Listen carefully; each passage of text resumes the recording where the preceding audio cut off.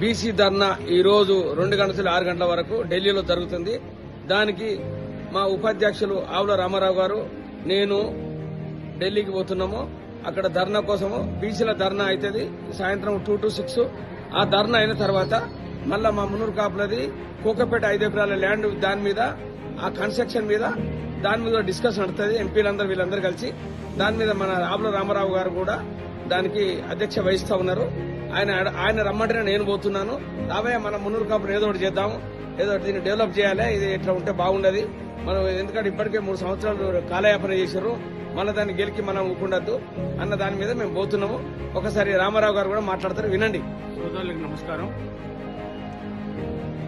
మహిళా బిల్లు పార్లమెంట్లో చర్చ సందర్భంగా బీసీ సంఘాల నాయకులు ఈరోజు ఢిల్లీలో జంతర్ మంతర్ వద్ద ఒక సమావేశం ఏర్పాటు చేశారు. దాంట్లో మొత్తం తెలంగాణ నుంచి కూడా బీసీలందరినీ కూడా రమ్మని ఆహ్వానించారు. ఆ సందర్భంగా నేను మా యొక్క మున్నూరు కాపు సంఘం ఆర్గనైజ్ సెక్రటరీ మా కాసిట్ కుమార్ గారితో కలిసి ఈరోజు ఢిల్లీ బయలుదేరుతున్నాం. శంషాబాద్ ఎయిర్పోర్ట్లో ఉన్నాం. మా డిమాండ్ ఏంటంటే 33% రిజర్వేషన్లు ఓకే, దాంట్లో మా ఓబీసీ కోట ఏంటి, మా కోట ఖచ్చితంగా మీరు నిర్ణయించినాక మీరు బిల్ పాస్ చేయండి అనే దాని మీద మేము డిమాండ్ చేస్తున్నాం.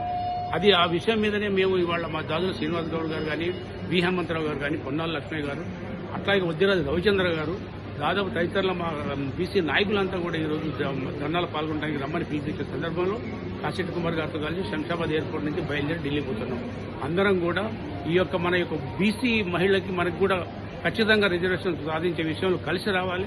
అవసరం మొత్తం ధర్నాలు చేయాల్సిందే.